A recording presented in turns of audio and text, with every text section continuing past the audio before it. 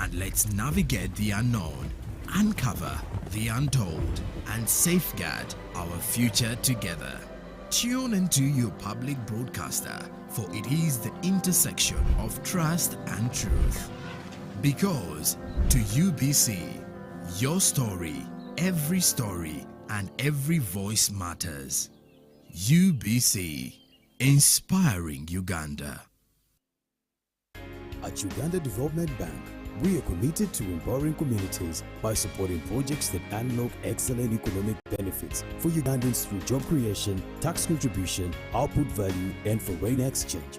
We seek partnerships with projects that drive economic development in Uganda. Faith Care was started in 2012 with our few savings, with a capacity of 1,000 birds, and now we have a capacity of 10,000 birds. As it is called mixed farm, Faith Care deals in zero grazing cows, and we grow seasonal crops, not even forgetting coffee. But the main project or enterprise is poultry. Poultry is the mother of everything. We have been facing many challenges, but the most challenging part was during COVID. COVID hit us very seriously, and that's when I met my savior, UDB. But after getting UDB money with the low interest of it, we are able to go back to the track, and here we are. Actually, we are even expanding. We have a capacity laying birds of 10,000, and we are constructing more poultry houses. The UDB nafunamu because we got the money, actually the esente zazi tugasa with little interest with a grace period. So we are able to brood our birds, start laying, and we started paying, and we are paying very well. I think we are good customers. In a nation hungry for truth, a world where every story matters, there exists a beacon of trust and reliability. For decades, they've been our voice and our window to the world, holding the mirror of our history. With 4 TV stations and 11 radio channels spanning 27 languages, they stand as guardians of information, defenders of truth. With Mascari Heritage Advantage, they uphold every citizen's right to reliable and free information. Their archived stories shaped our past and illuminate our present. Yet now, as new challenges arise and the world evolves, their mission faces its greatest test yet. Be part of our journey and let's navigate the unknown, uncover the untold, and safeguard our future together. Tune into your public broadcaster, for it is the intersection of trust and truth. Because to UBC, your story, every story, and every voice matters. UBC, inspiring Uganda. Fellow countrymen and women, these are our ministers and permanent secretaries at the front bench, representing the various ministries and answering the questions that matter to us. Join the conversation. This is the front bench. Well, the hashtag on X is UBC Frontbench. If at all you want to be part of this conversation, we are also streaming live on UBC TV Live for those of you who are not accessing mainstream, but of course want to access us via the online links available. And for the WhatsApp number and the same number that you can send your SMS on for any viewer out there if you have concerns in regards to matters to do with land, housing and urban development, 0709-602-592. So join us. Let's have a conversation with my 2 guests from the Ministry of Lands. And of course, I'll start off with the head communications or the spokesperson of the same ministry. Dennis, just briefly, if you can let our dear viewer know, what is the mandate of the Ministry of Lands, Housing and Urban Development? Thank you. The mandate of the Ministry of Lands revolves around ensuring land tenure security, sustainable land use, orderly development and affordable and decent housing. This mandate is grounded in the Constitution. It is reflected in the various policies that we have. There are about 4 policies: the land policy, the land use policy, the urban policy, and the housing policy. And then also reflected later in a number of laws where we are actually supposed to enforce our mandates. Now, we do implement this as a Ministry of Lands. Of course, our headquarters is at Parliament Avenue, but we also work through 22 zonal offices. That's where our presence is. And we are now moving to establish a presence at the sub-counties and town councils with regards to issues of customary land, urban development, and housing. All right, and let me bring the PS in to this particular matter. PS, when it comes to matters land reforms, you're looking at aspects of land administration and management. How far has the ministry gone, if you are to break it down for us, also including the surveying and everything related? Okay, thank you. We started land reforms with the National Development Program 1, and now through to NDP 3, and we are looking at Vision 20. We are modernizing our land administration through improved land registration of customary land ownership for individuals, families, and communities, and making it more secure and at par with other land tenure systems.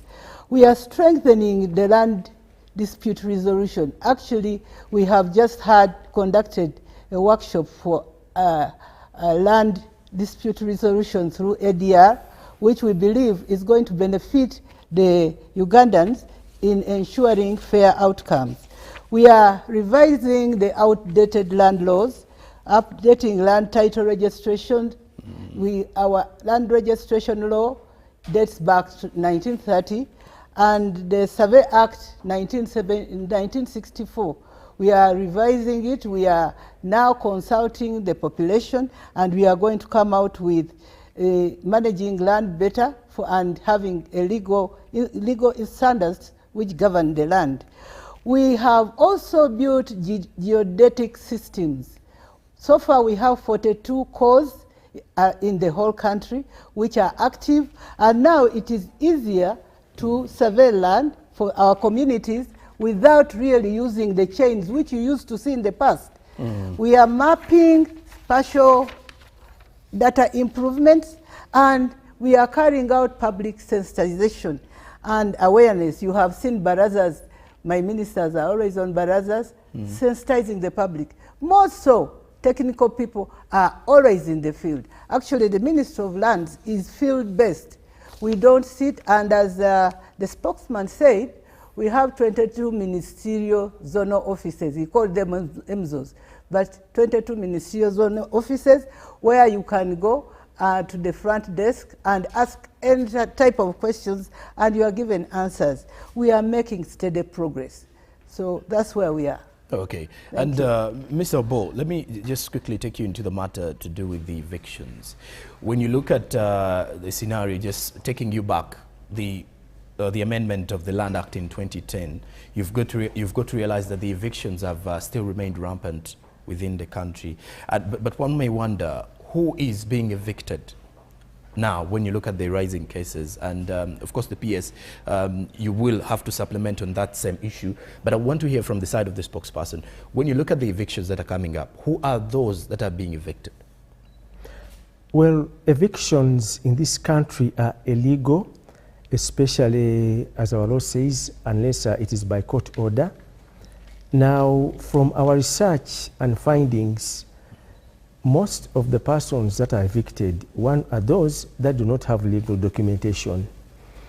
There are those without legal documentation in two categories. They are the tenants, and the tenants, you have the lawful and bona fide. Now, the law provided that it was optional for them to acquire legal documentation in terms of certificates of occupancy. Because they do not have these certificates, they are not registered in the land registry as encumbrances to show that there is an occupant on this land. So anybody carrying out a search at our land registries usually gets a response that says that there are no encumbrances, and yet on ground they're actually people. So it now becomes imperative for the people, the so-called Bibanja owners, to register their Bibanjas and get certificates of occupancy, which are later reflected in the land registry as encumbrances. That is the first category. The second category of persons that are evicted are those that are on unregistered land, customary, but they have not taken steps to register their land. They too have been victims of evictions because district land boards, in their belief, sometimes erroneously believe that because land is not registered, it does not belong to anybody or no authority. And that has been a basis for them to issue leases. And once the leases are issued and these people go on the ground with titles, then they discover that they are actually customary owners on it. It has also been a major cause of evictions.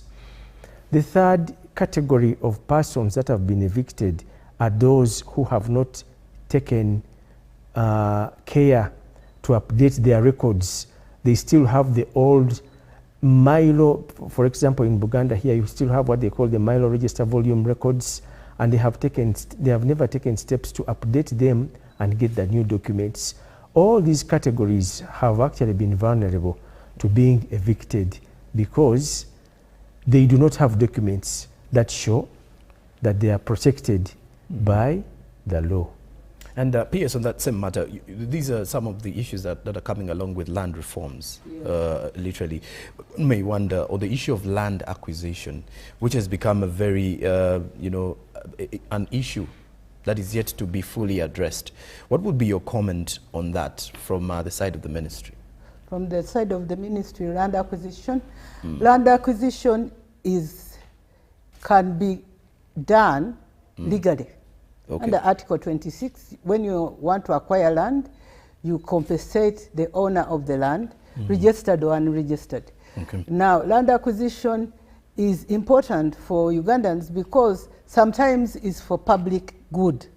When we are going to construct public infrastructure, but then when government wants to acquire land, we have to value the land. Okay. And when we value the land, then we agree with the owner of the land to acquire the land.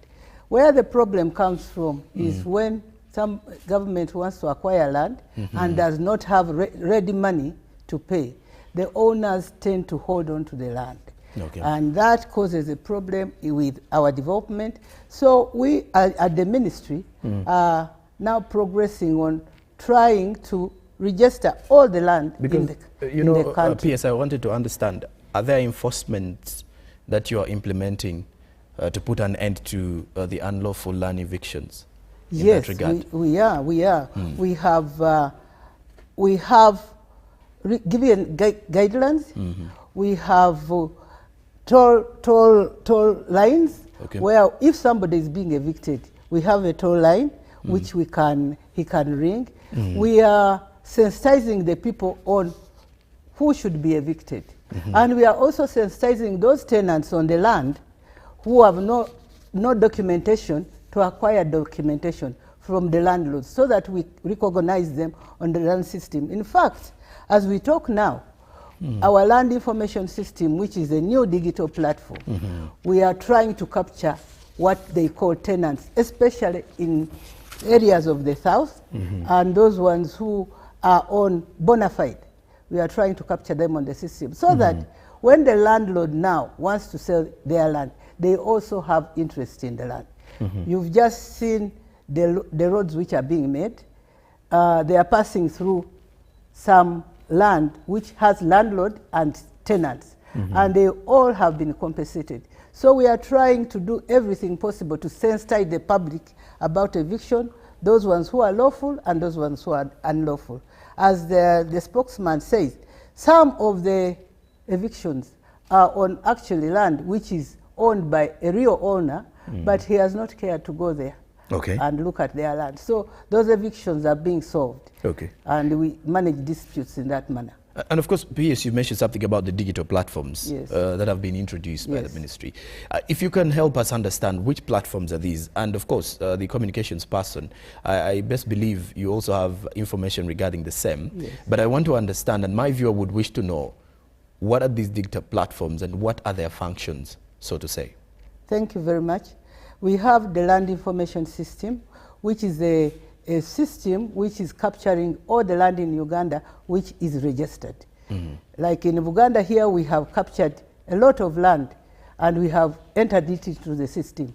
Now, if you have a land title, for example, and somebody is trying to purchase your land, you'll be informed digitally that there's something happening on your land. We have what we call a public portal where the owner of the land can sense by SMS using those gadgets we have now, the wise gadgets like the one you're holding. You will just see that your land is being purchased by who or whether you have authorized or not. And we have what we call the corporate portal. The corporate portal will be used by banks to know whether they are lending the rightful owner of the land money when it goes there to borrow loans, or they will be used for other purposes of valuation of how much they will give you as a loan in the bank, so that you know what you are dealing with. Okay. Yes. And Mr. Obo, let me bring you into this conversation. In 1998, a land fund was established to address issues regarding land acquisition, that is in Bunyoro and Buganda, because that was a pending issue within. And one may wonder, does the land fund exist? Is it practical enough? And if you can also fully illustrate to us or give us a brief understanding of how it functions. Yes, thank you. The land fund has been in place, it's as old as the Land Act of 1998, and it derives its mandate also from the Constitution. And the purpose of the land fund was, one, to address historical injustices, land injustices. These are many. The injustices, of course, we hear of those in Bunyoro, Ankole, Toro, even Karamoja. This land fund was set to help both landowners and tenants to be able to resolve issues that they have, so that you don't have the overlapping or multiple rights on the same piece of land. It is important that for each piece of land you actually have one owner. But where existing rights are many, multiple, then you need to see how you buy out so that you actually have only one owner. Now, the land fund is under Uganda Land Commission, and it has been used to acquire over 100,000 hectares of land in Bunyoro, Ankole, Toro, and Buganda. It has also been used to see how it can address issues of tenants to get soft loans so that they can buy off their rights. Now, there are other areas that it has not yet reached. If you look at the NRM 10-point program, I think it is point 8, that talks of addressing historical injustices in areas of Karamoja and where the other marginalized and vulnerable groups are. This is an area where we also expect it to be used. So it has been in place, and it has worked to relieve all the disputes and conflicts that have been that we've been experiencing. The only challenge is that it is under-resourced, and yet the challenges are many. Okay. It would require, I think, about 60 trillion to be able to resolve all the land challenges that we have between tenants and landlords, pastoralists and agriculturalists, the wildlife conflicts and human settlement, and all those others that we have. Okay. And 0709602592 is the number that we are inviting you to be part of us. I'm seeing some comments coming along here on WhatsApp, and I'll be taking a few before we head into the break. This one is David Rubanga. David is asking, what plan is there to continue the customary land ownership in Adjumani? And he asks, can you register private land? I didn't understand this one. Can one register private land for refugees in Adjumani? I think that's what he meant. Yes, actually Adjumani, we did have an intervention to issue customary titles in, I think there's Pekele, Jaipi, and a number of sub-counties around. We issued over 1,000 with support from one of our partners, GLTN, and we are expecting to go back after we operationalize another support that we have from the World Bank and the European Union. We should be able to cover all sub-counties. Now, the biggest challenge that we have seen in Adjumani is that many people, there are many that want to be on one title. And the way we do it is that you need to first prepare these and put them into a legal entity, which you can now enter onto the titles. So before we even begin the process of titling the customary land, which is provided for in the law, and where you actually begin from the sub-county to the district and back to the sub-county. So what we are thinking is that we need to prepare people, sensitize and mobilize them to create the legal entities, which are the communal land associations, and then you can have all the 150 families register onto a title. Okay. So, and this one says, what is the criteria of getting a specific land title like lease and freehold? He's called Haron. He's saying, he's asking because some land officers or landlords request for big sums of money for one to get a freehold land. The process of getting a land title is that you go to your area land committee, which is a sub-county committee, and they inspect your land, go to the locus, inspect your land, and they recommend you to go to the district land board, which is also one of our structures in land acquisition. And then you put your papers there. And once the district land board approves that you should get your land, and they are sure that is your land, then they will send you to our ministerial zone offices. Once we receive your papers and we go through the paperwork and it is correct, your papers will be processed. And Ugandans should know that once you have a correct paperwork, your land title can be gotten in 10 days. 10 days in a ministerial zone office. Like Kampala, like Mpigi, Wakiso, you will get your land title. So it is not difficult. The monies are not exorbitant. But what is happening is that we are getting conveyancers in the country who sweet talk those people who want freehold, leasehold, and they get colossal sums of money, and then they come and say, your title costed 5 to 10 million. I think our costs are given in our client charter. My spokesman can tell you the costs at every level so that you know exactly what it is. Please, Dennis, speak up from there. Yes, you actually need land form 4, land form 10, land form 23 and 18.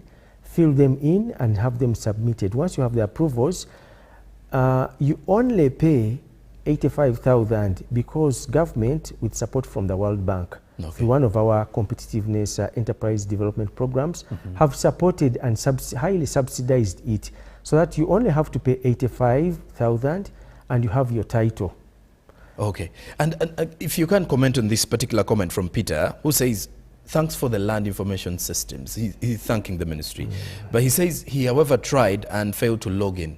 So which advice could you give him, and how can the ministry help with land conflicts, he asked. But I think you will be answering that as we return after the break. That is a comment coming in from Peter. And of course, we are seeing more of the comments coming along, but of course, when we do return, we have other concerns that we want the ministry to answer to or to speak to. But of course, to you, our dear viewer, we will be definitely going through the comments. I'm seeing quite a number of those coming in from our WhatsApp number, and I'll be going through some of them and as well those on SMS as we continue with the discussion. This is the front bench. Please do note that the hashtag on X is UBC front bench. So be part of it as we speak directly to the Ministry of Lands, Housing and Urban Development.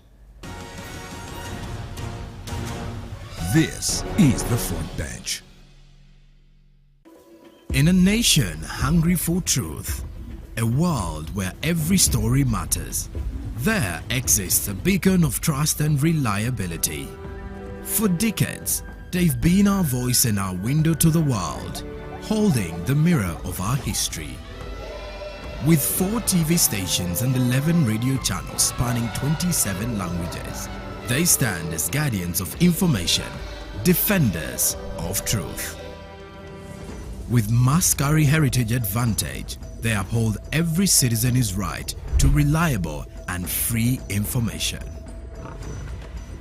Their archive stories shaped our past and illuminate our present.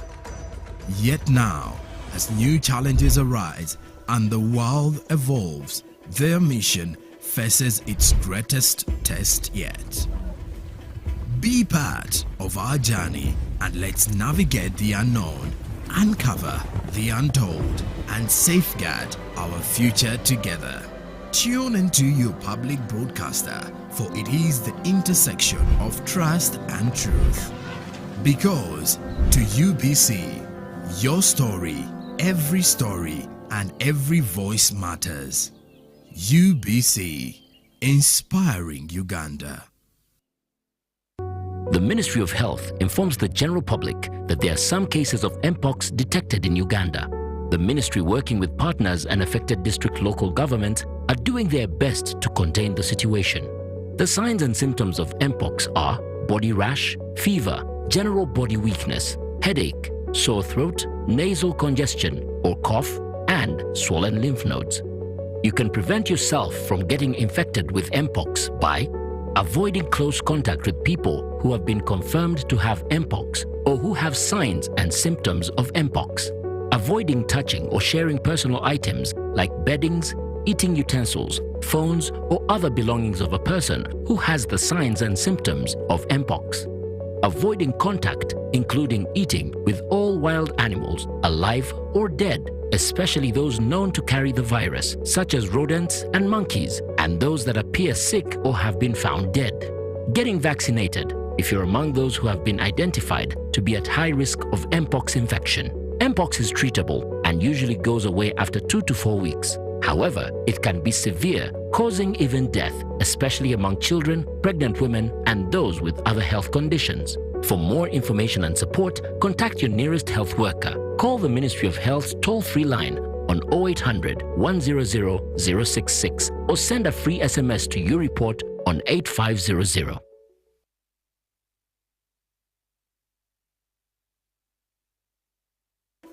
In a nation hungry for truth, a world where every story matters, there exists a beacon of trust and reliability.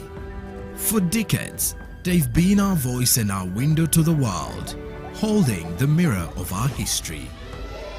With 4 TV stations and 11 radio channels spanning 27 languages, they stand as guardians of information, defenders of truth.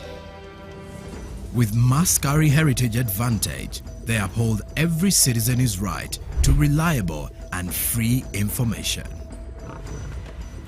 Their archive stories shaped our past and illuminate our present. Yet now, as new challenges arise and the world evolves, their mission faces its greatest test yet. Be part of our journey and let's navigate the unknown, uncover the untold, and safeguard our future together. Tune into your public broadcaster, for it is the intersection of trust and truth. Because to UBC, your story, every story, and every voice matters. UBC, inspiring Uganda. Fellow countrymen and women, these are our ministers and permanent secretaries at the front bench, representing the various ministries and answering the questions that matter to us. Join the conversation. This is the front bench. Well, indeed, answering the questions that matter to us, that matter to me, that matter to you, a Ugandan. Welcome back from that break. The hashtag is UBC Frontbench. Next, 0709602592 is the WhatsApp number where you can reach us at this very evening. And please do not add your name and the location so that we get to speak to you, or so that you get to reach out to the permanent secretary and the communications officer from the Ministry of Lands, Housing and Urban Development. But in the same spirit, you can use the same number on SMS so that we can have a candid conversation, so that you have your questions answered and heard here on the front bench. Now, before we went into the break, Peter, you didn't leave your location. You had concerns in regards to logging into the land system. And now, let's speak from there, Dennis. Yes, thank you. Sorry about that, Peter, but you have two options. The site where you went to register has a helpline number, a toll-free line that you can call and be assisted. And we also have a WhatsApp number on that same website where you went and registered from. You can use those and reach out and you'll be helped. We're also having so many land awareness sessions that are taking place. Tomorrow we shall be in Wakiso and Mitiana to help people who have problems, to reach out to them and see if we can help them understand best how to register and how to use that facility, which actually has cut down. You know, previously in the land sector, it used to take 3 to 5 years before this intervention to get a document from lands. But now it is instant. So that value of doing business, the ease of doing business at least, is what we want to make sure that we really reduce to help people get land information within the shortest possible time. And Dennis, on that matter, let's head into matters to do with the tenants or Bibanja owners. One would wonder, why don't they have a certificate of occupancy such that the government has record of what they hold, so that at least they have some defense when it comes to the land they are occupying and using? When the Land Act was passed, I think it's section 34, it didn't make it mandatory to receive a certificate. And so most of the Bibanja owners have opted not to get certificates. The dangers of not getting a certificate is that you're not registered, and anybody doing a search will not see that you are a Bibanja owner. So you end up being branded as a trespasser. And that has been the beginning of all these challenges and problems. So the recommendation that we are giving, especially as we come up with our law reforms that Madam PS talked about, is to make sure that it's made mandatory and that everybody registers and gets a government document that shows that they're actually occupants on registered land. All right, Madam PS, let's have a conversation on the ministerial zonal offices now. Yes. What are the specific roles of these offices, and how accessible are they in regards to people having issues with land cases? The ministerial zone offices, as we talked about, them are 22 in number. They are spread around the whole country. In Kampala you have one, but I can name a few. You have one in Kampala, one in Mpigi, one in Wakiso. Actually 2 in Wakiso, because Wakiso is very busy and big.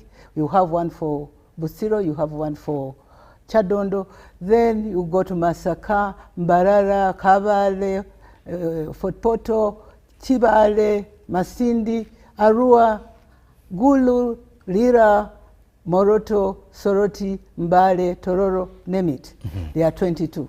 Now, it is easy for you, why we spread them like that, it is easy for you to access now land information from your locality. Now, when you go there, you will find people at the front desk. And those people will give you guidance on whatever you are asking for. But as he says now, with the portal, with the public portal, and with the digital world now, you can actually access those forms online if you log into our website. You will access them online, and then you go and ask for assistance. As he said, those MZOs do exactly what used to happen here in Kampala. You log in your papers, you fill in forms, you are guided. Once you've got the other structure I told you, area land board, district land board, and it has reached the zonal office, then it will take you 10 days. You log in your papers with a digital platform now. You can even trace where your papers are in the system. They go to the land officer who looks at the papers and clears them if they are all correct. Then they go to the survey office, and the cartographers will do their work.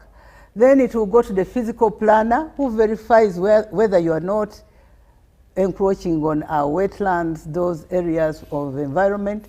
Then after that, they will all sign off, and it will go to the registrar. And within 10 days, if your papers are correct, you will get your title, and you'll be notified.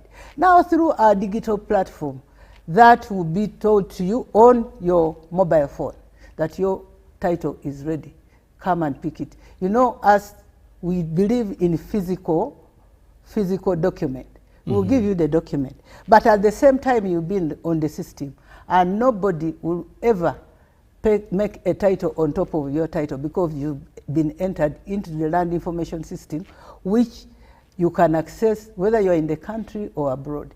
That's for zonal offices. So people should not travel to Kampala here to get their titles, but they should go to their area zone offices, and they will do that.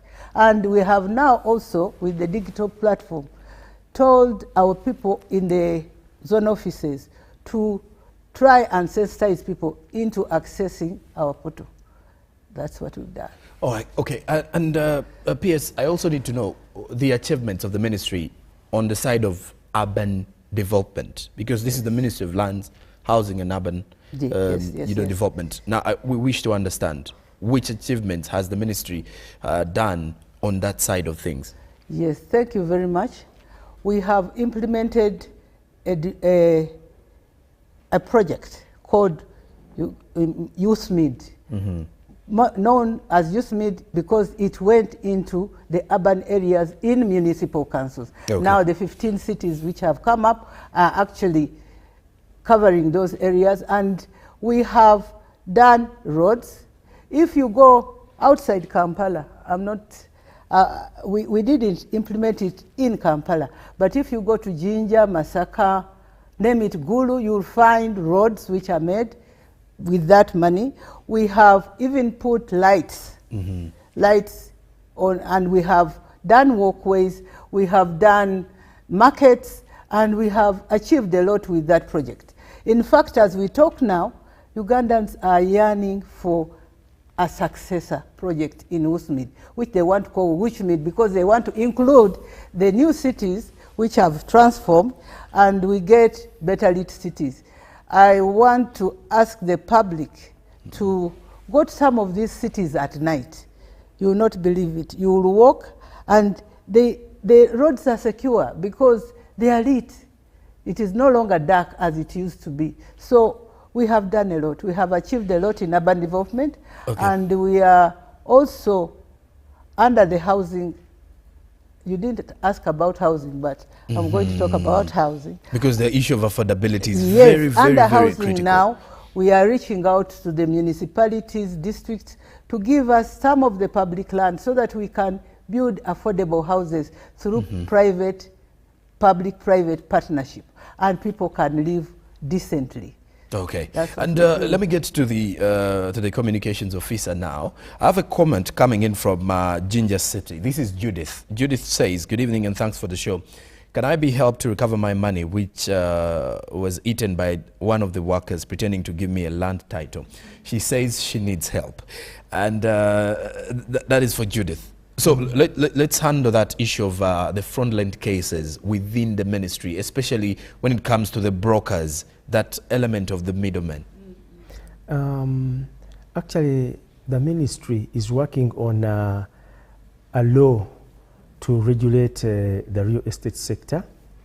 We do have a policy, and I think the draft bill is also in final stages. It is what is going to help to regulate that sector.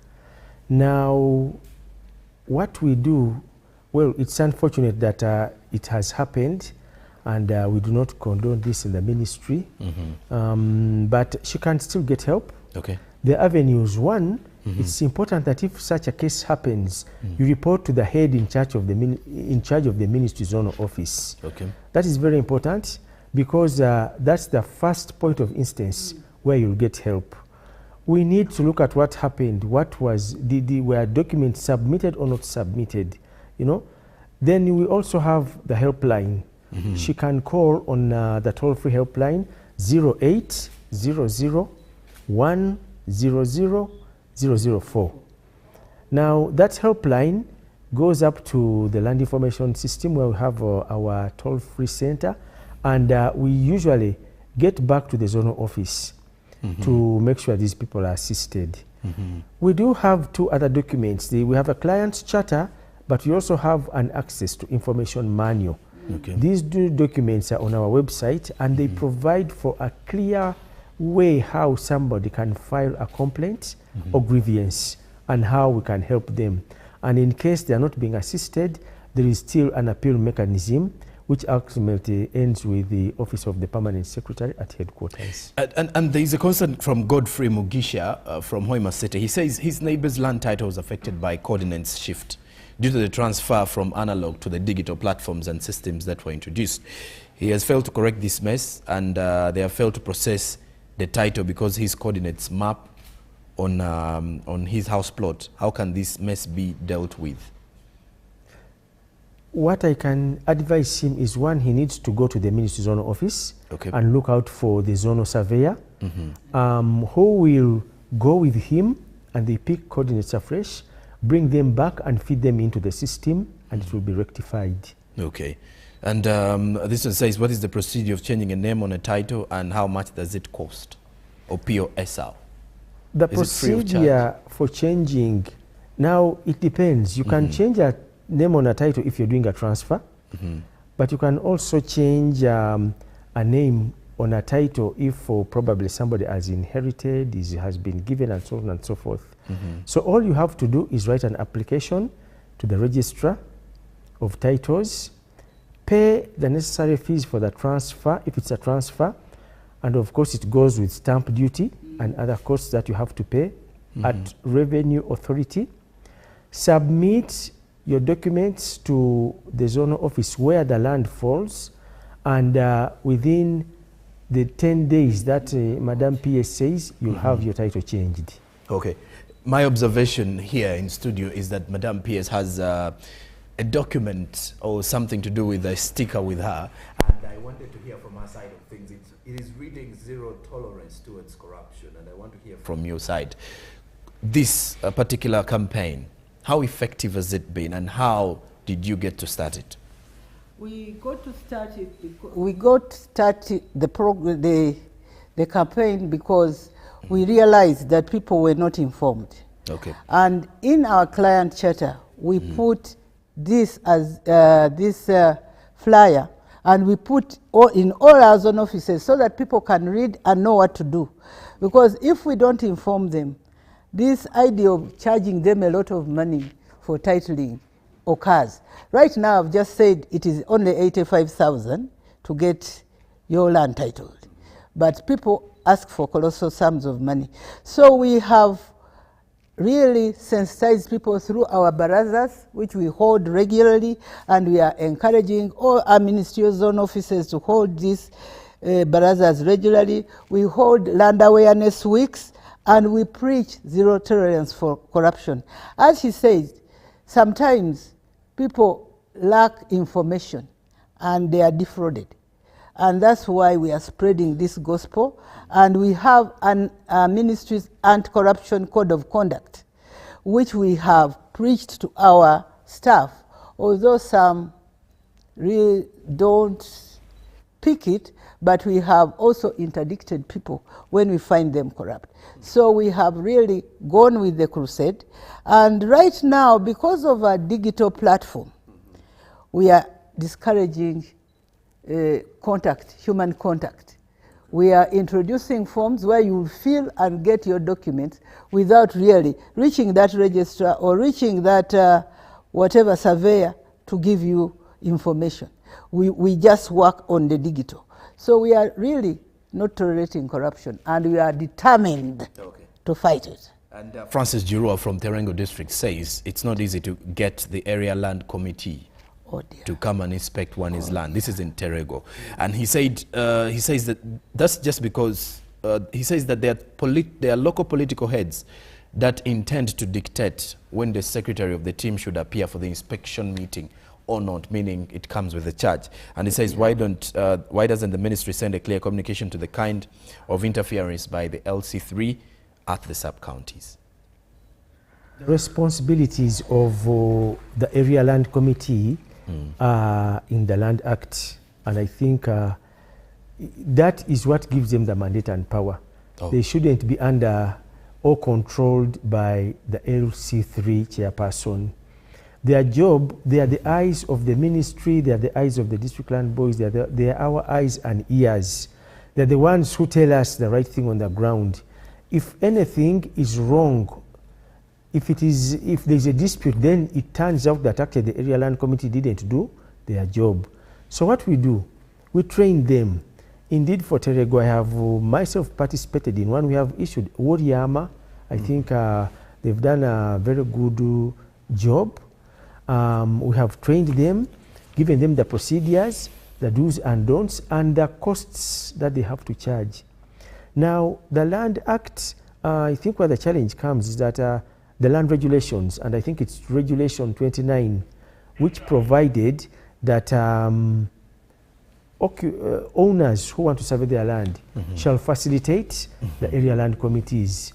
It has sometimes been abused and misused. So we are hoping that in the amendments that are coming up, we should be able to at least set some rates that they have to charge. But for him, really, it's important that anything you need from the area land committee, you can still get from the sub-county. Let's look into preserving Uganda's environmental space. You know, climate change, climate action has become a very huge conversation over there. And one may wonder, what is the ministry doing to ensure that they protect the environment, that is preventing the issues of land titles for those who are trying to settle in wetlands and restricted areas? Thank you very much. You heard me say at ministerial zone offices, we have a conveyance belt of different officers doing different things, survey, visiting locals. Actually, the land officers are supposed to visit locals when they are going to issue the titles. And then we have the physical planners. The physical planners have the maps of these wetlands. They have maps of protected areas. If you try to get a land title in a forest or a wetland, when they plot it on the system, it will reject the title.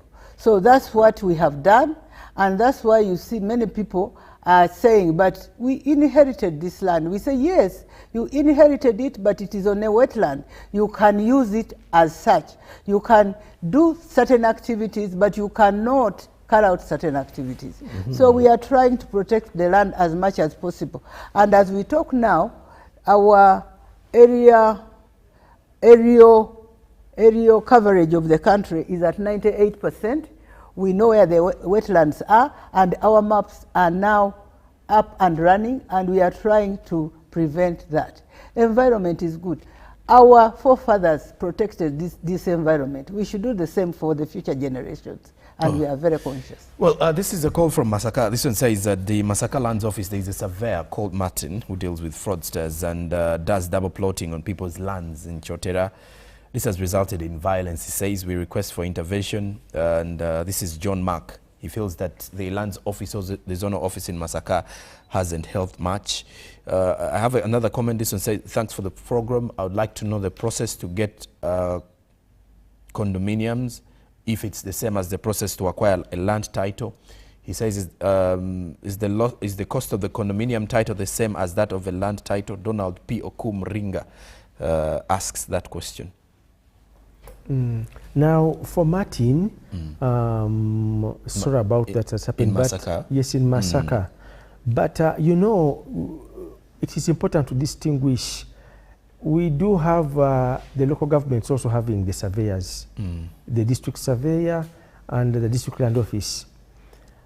We do not have a staff at our store. At least I know them by name. Okay. We do not have one called Martin, so I think it should be from the district.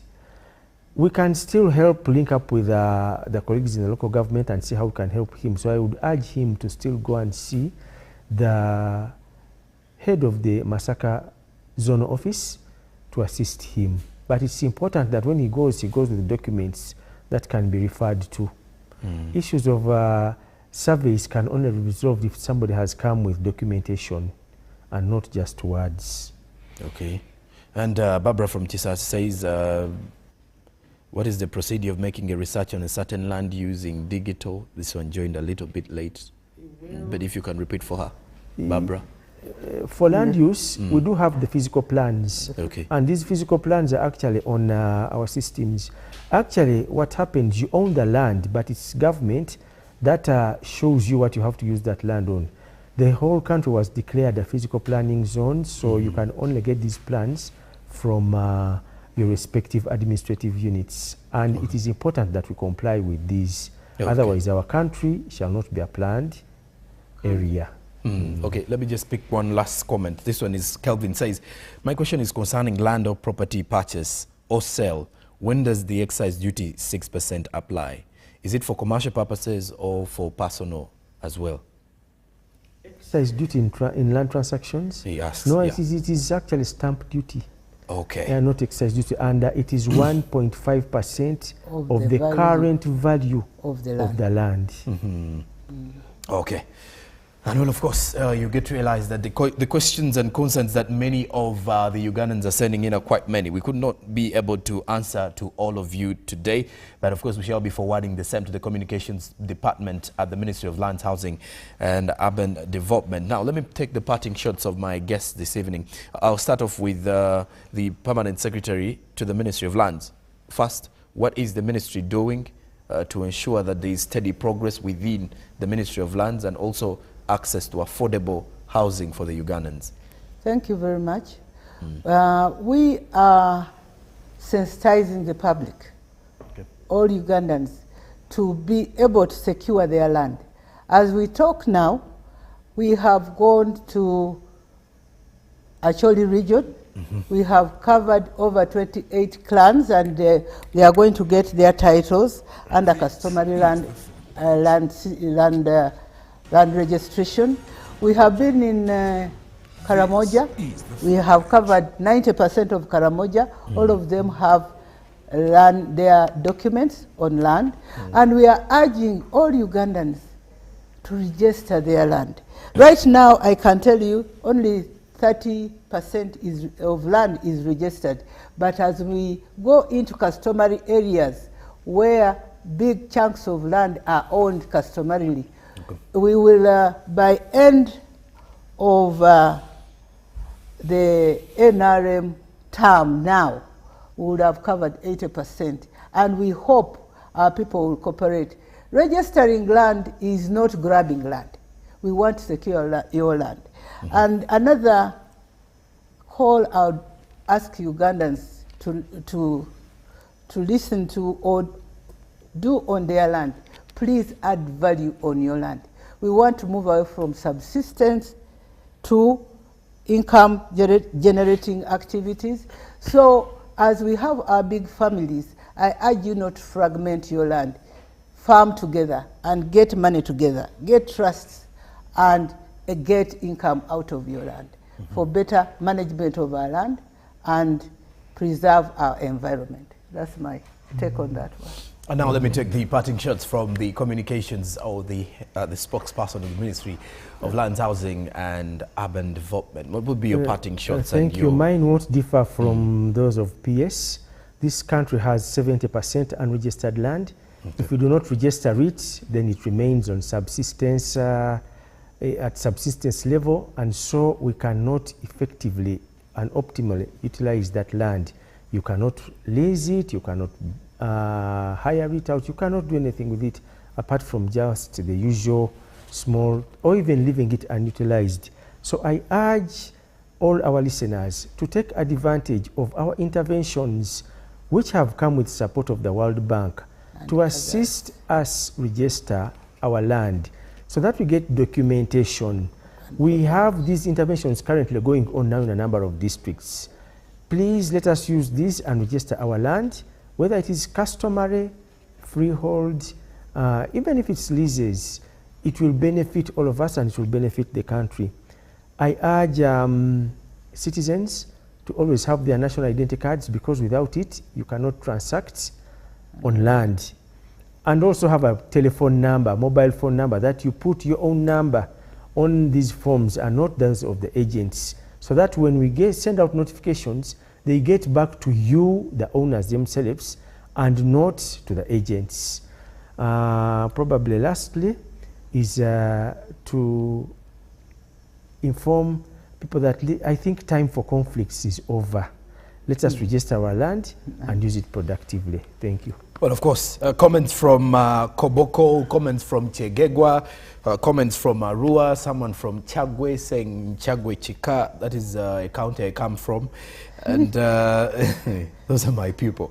But we've got many coming in from Jinja, we've got many coming in from Masaka, people of Arua as well. So thank you very much for being part of the conversation. Now, next week we shall be having our attention to the Ministry of Tourism, Wildlife and Antiquities. That, as of now, we put to bed conversations dealing with the Ministry of Lands, Housing and Urban Development. But the conversation does continue online using the hashtag UBC Frontbench. We shall be sharing these concerns and your questions to the Ministry of Lands, Housing and Urban Development in regards to what you have shared with us. But first, let me just leave you with the number 0800-100-004. That is the toll-free number. 0800-100-004. That is the toll number that you can definitely get to the Ministry of Lands, Housing and Urban Development. My two guests this evening has been the Permanent Secretary of the Ministry of Lands, Housing and Urban Development,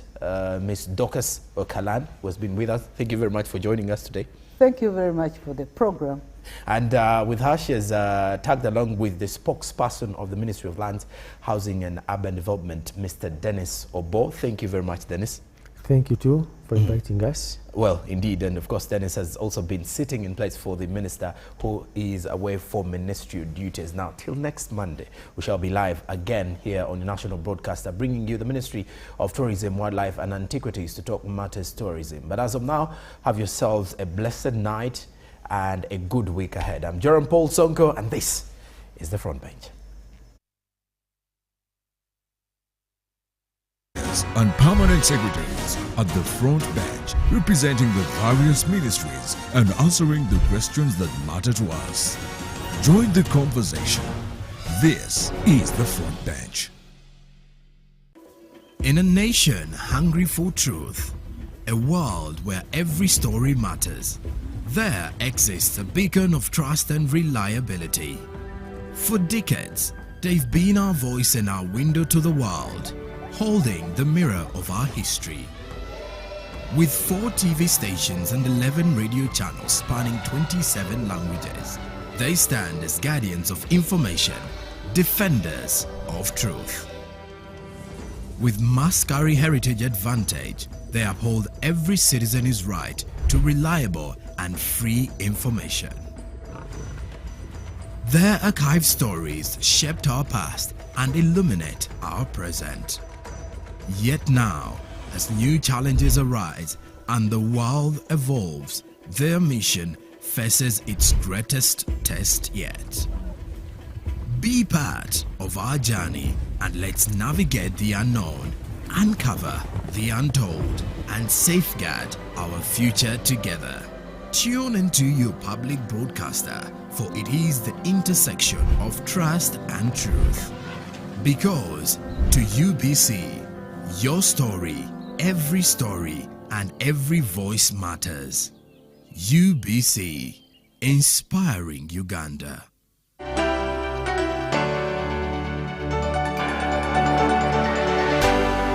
UBC, inspiring Uganda.